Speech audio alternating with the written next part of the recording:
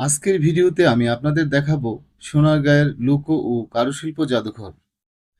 মাত্র 50 টাকার প্রবেশ মূল্য দিয়ে আমরা ভিতরে প্রবেশ করতেই প্রথমে আমাদের নজরে আসলো শিল্পাচার্য জয়নুল আবেদিনের সেই বিখ্যাত শিল্পকর্মটি, যেখানে তিনি মেহনতি মানুষের প্রতিচ্ছবি তুলে ধরেছেন।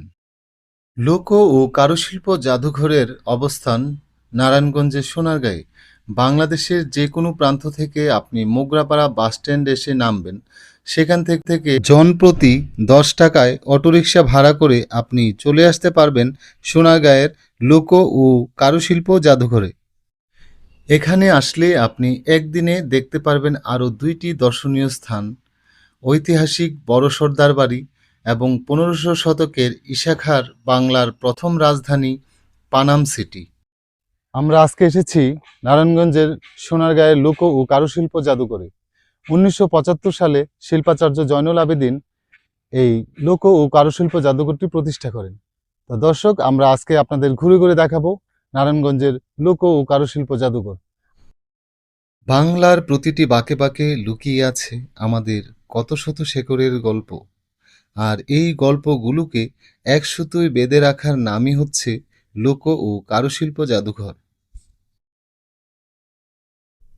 বাংলার লোকসংস্কৃতিকে সংরক্ষণ করে পরবর্তী প্রজন্মের কাছে তুলে ধরতে 1975 সালে শিল্পাচার্য জয়নুল আবেদিন এই লোক ও কারুশিল্প জাদুঘরটি প্রতিষ্ঠা করেন। এর ভিতরে প্রবেশ করলে আপনার মনে হবে আপনি চলে এসেছেন প্রাচীন বাংলার কোনো এক সমৃদ্ধ জনপদে। বাংলার বিলুপ্তপ্রায় নিদর্শন সহ আরও কত শত নিদর্শন এখানে থরে থরে সাজিয়ে রাখা হয়েছে। দর্শক, ভিতরে প্রবেশ করতেই সর্বপ্রথমে আপনার নজরে আসবে শিল্পাচার্য জয়নুল আবেদিনের ব্যবহৃত পাঞ্জাবি এবং পায়জামা। এখানেও তার ব্যবহৃত কিছু পোশাক রয়েছে, তার চিত্রকর্মে ব্যবহৃত কিছু রং তুলি। আমাদের পূর্বপুরুষেরা যে ধরনের আসবাবপত্র ব্যবহার করত, কিন্তু তার একটা নমুনা কিন্তু এখানে রাখা হয়েছে। প্রাচীন আমলে বাংলার প্রায় প্রতিটি ঘরে ঘরে কিন্তু এই সিন্দুকের প্রচলন ছিল। তো আগের এমন কোনো বাড়ি পাওয়া যেত না যে বাড়িতে এমন একটা সিন্দুক থাকতো না। এই সিন্দুকে তাদের মূল্যবান জিনিসপত্র সংগ্রহ করে রাখতো। দ্বিতীয় তলায় উঠতেই সবার প্রথমে আপনার নজরে আসবে বাংলাদেশের ঐতিহ্য নকশি কাঁথা। নকশি কাঁথার থলে, দস্তরখানা। বাংলার লোকসংস্কৃতি দেখতে দেখতে আমার কাছে একটা ব্যাপার খুবই ভালো লেগেছে, তা হচ্ছে এখানকার শীতাতপ নিয়ন্ত্রিত কক্ষ, যা দর্শনার্থীদের জন্য অত্যন্ত স্বস্তিদায়ক।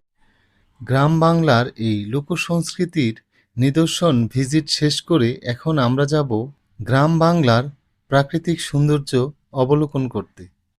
লোক ও কারুশিল্প জাদুঘর থেকে বের হয়ে আপনি হাতের ডান দিকে আসলে এরকম একটা খাল পেয়ে যাবেন, যা গ্রাম বাংলার কিছুটা ঐতিহ্য আপনি এখানে পাবেন।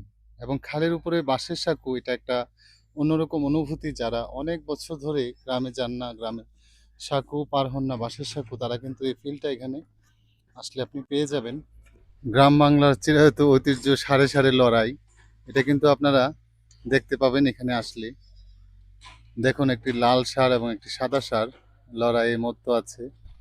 এখানে কিন্তু বিশাল একটা ঝিলের মতো আছে, ঝিলের মধ্যে শাপলা ফুল ফুটে আছে।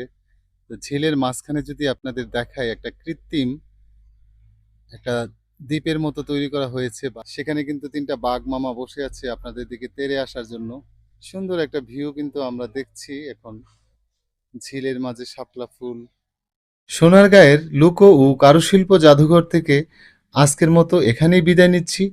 আমাদের পরবর্তী ভিডিওতে আপনারা দেখতে পাবেন ঐতিহাসিক বড় সর্দার বাড়ি। তো সে পর্যন্ত ভালো থাকুন, সুস্থ থাকুন। আল্লাহ হাফেজ।